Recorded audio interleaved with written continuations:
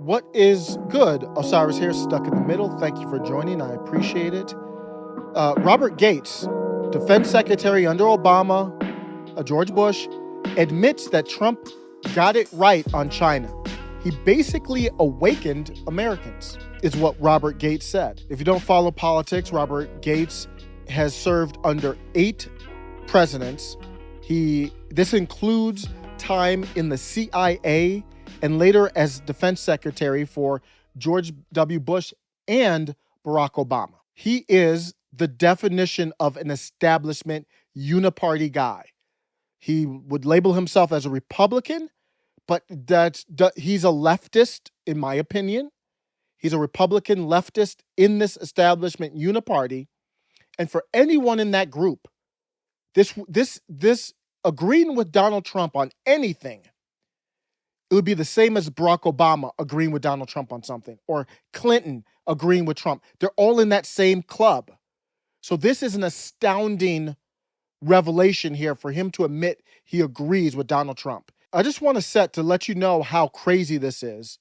It's a big, big deal. Robert Gates, of course, has been one of those people who thinks J6 was one of the worst things that's ever happened in our country, one of those type of people. He described Trump as a thin-skinned, temperamental, shoot from the hip and lip, uninformed commander-in-chief, which don't have many arguments. I don't have any argument against that, but it just shows you, and I'm not against Trump though, but he means ill intent with those comments. Gates told Cooper, this was on 60 Minutes, he's talking to Anderson Cooper, that he would not edit that criticism and expressed hope that Trump does not run for president in 2024. So a person that says all these bad things, why would he say that Donald Trump's assessment of China was correct? Why, during a 60 Minutes interview with Anderson Cooper, would Gates explain that he believes China poses the greatest military and economic threat to the U.S. and that Trump correctly diagnosed the threat? Why would he say, I think this is a place where President Trump got it right? He's on record saying this stuff. This is crazy. We've never heard anyone in the uniparty do anything like this yet. I continue. Robert Gates said, Trump basically awakened Americans, and I would say especially the business community, to a China that the assumptions about which we had gotten wrong, Gates admitted. When you rise to the level of prominence, you're talking about CIA, Secretary of Defense, some of the most elite of the elite positions that have ever been created and held in our country, and only so many people have served in those positions. One of the big things that hold presidents and vice presidents and Secretary of Defenses accountable is their place in history. Right now, Joe Biden's approval ratings are low. He doesn't have much leverage. So this is an attack on Joe Biden. Make no bones about it. But he's agreeing with Trump because he knows he has to. He's seen what's happening with China. And he's saying, historically, I want to make sure it's known I am still in the establishment club. I admonish Trump and any of his supporters as the worst people in the world. But I will have to acknowledge as well, so history doesn't hold me accountable, that Trump was right and Biden is off on China. Robert Gates knows, even though it's a 60 Minutes interview, that the headlines aren't going to really talk about that. The headlines are going to talk about J6 or whatever the establishment wants to talk about. But he knows they will cover for him, and he can still cover his ass in the view of history by saying that. That's, in my opinion, why he did it. I am going to tie this, stay with me till the end. I'm going to tie this into why regular people should care, in my opinion. But here's what he really is agreeing with. He tried to sneak it under the rug, in my opinion. He's not agreeing with Trump so much. So he himself said during the interview, he said he thought Trump was ill-advised, basically not a smart guy, not a well-read, not informed guy. So who is he really agreeing with? The brains behind it. Robert Gates is agreeing with Steve Bannon. That's where the real agreement is. And there were others behind Trump as well, but Donald Trump didn't even know he literally didn't know what the word populist was. Trump walks in and he owns a room. There's a presence about the guy that I was not, because I didn't take him very seriously. he doesn't know a lot because he's not supposed to. It's not that he's not. It's all about politics and very specific. I give him the history of populism, Andrew Jackson, William Jennings Bryan, bring him up to date with Ross Perot, everything like that. And he turns to me and goes, "That's what I am." And I go, "What?" And he goes, "A popularist." I go, No. It's populist. And he goes, "Yes, yeah, I got it. Popularist." Robert Gates is agreeing with the populist right. He's agreeing with Steve Bannon. He's saying Steve Bannon was right. He can't say that, though, because at the same time, J6 was the worst thing in the world. They have the subpoena on Bannon. Let me play you a clip of what Robert Gates, in my opinion, is really agreeing with here. Berlin Wall coming down, you had Tiananmen Square. In Tiananmen Square, we had a moment in time when the elites in the United States, having Reagan's we win, they lose, having the collapse of the Soviet Union, we could have taken down the whole thing. The CCP would have collapsed. That's why they were in panic. In 30 days after we propped them up, General Scowcroft went over from Bush 43 or Bush 41, went over there and basically made a deal with the CCP that we're going to support you. We're going to because they saw the ability of the Chinese model. Right? They always thought they could change China Democrats, but they really bought into the economic model where China would be the central apparatus of manufacturing. Those jobs would all get shipped over, and you essentially use, they say, cheap labor, slave labor in China. Lao Beijing, old 100 names, would be slave labor, and that would support this international system. That's not a conspiracy. Them's facts. So it's deep. It's not just about soybeans and that. It's a deep thing going on. It's deeper than trade. China has the new Silk Road, or some people call it the One Belt, One Road initiative, where they're going all over the world, East Asia and everywhere, and they're offering countries, we'll build up your infrastructure for you. You don't have to even pay anything. You'll just owe us. So you accumulate debt. China has influence all over the world. They're trying to play a game of risk, not with tanks, with infrastructure. Very smart. They have the Made in China initiative, Made in China 2025, where they're basically trying to dominate high-tech manufacturing. So when you see a chip shortage, and that's why China, in my opinion, in part is going after Taiwan, they want to, Taiwan has a lot of manufacturing for chips. It's just almost like a Silicon Valley. China wants to take over all that. The world is going to be run with electric vehicles, robots, smart appliances.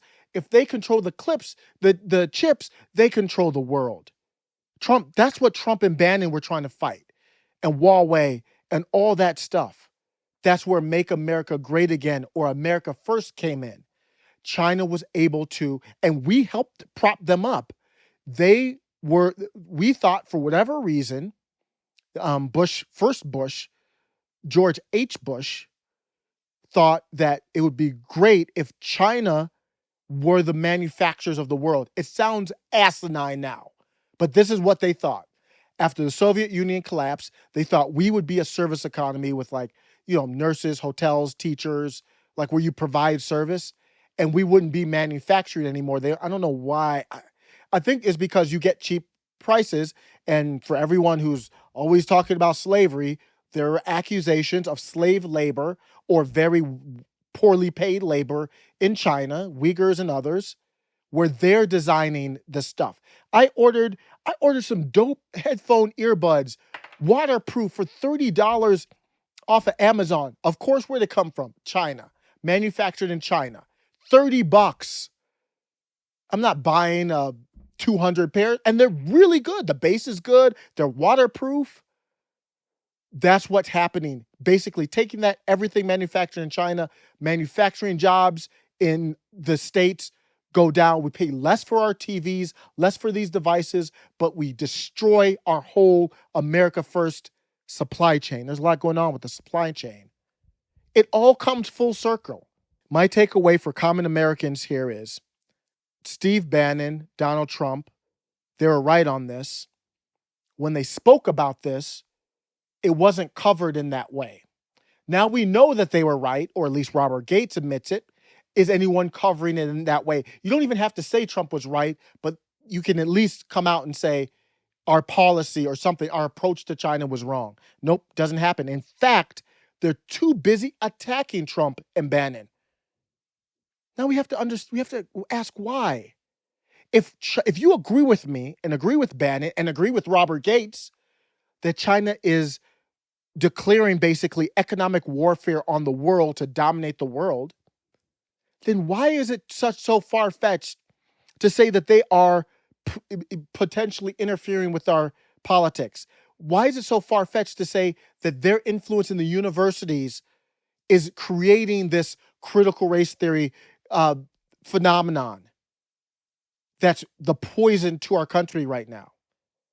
Why is that so far-fetched to wonder, because they fund a lot of the university studies and all this different things, and they fund Hollywood, and you wonder, why are all these crazy things happening with the comic book characters and the movies? And I was like, the other day, I was like, are they going to do it, Indiana Jones? I didn't know you could have a white cis male even be a superhero anymore. Is this stuff organic, or is it being influenced by someone who does not have our best interests in mind? I think it's a fair question to ask. I'm going to leave you out with a video. This is from Chinese state propaganda TV promoting critical race theory in America. Nicole Hannah-Jones or Ibram X. Kendi or whoever, Kimberly Crenshaw, explain to me why China would care about black people in the U.S.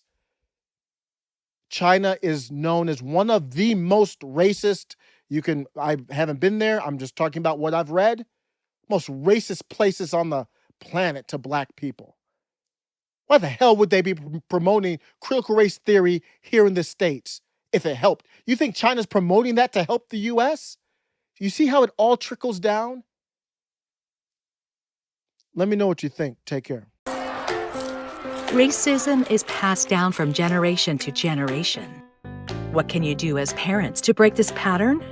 How can you teach your kids about race and racism? Here is some practical advice. Talk about it.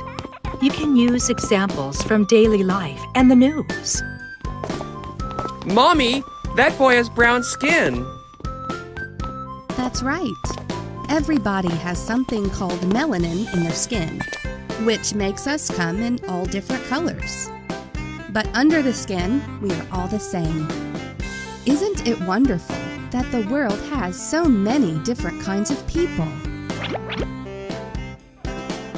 It may be tempting to try to hide the news from kids, but it's better to tackle things head on. There are things happening that are making us sad and angry. Unfortunately, some police made bad choices because of the color of someone's skin. For children in elementary school, you can focus on fairness. It's an idea they can understand. Some people don't like other people just because of the color of their skin. And it's not fair, because we're all the same underneath. As kids get older, you can add more details. Because some people aren't fair, black people have gotten fewer opportunities than other people. So they have less money to buy food and take care of their needs. Black people also tend to get sick more often because they can't afford doctors or medicine. And black people are hurt by police officers at a higher rate than other people.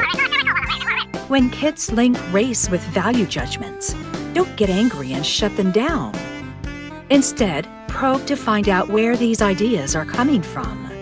I only like princesses who look like Ariel, and I don't like Moana's brown hair and skin.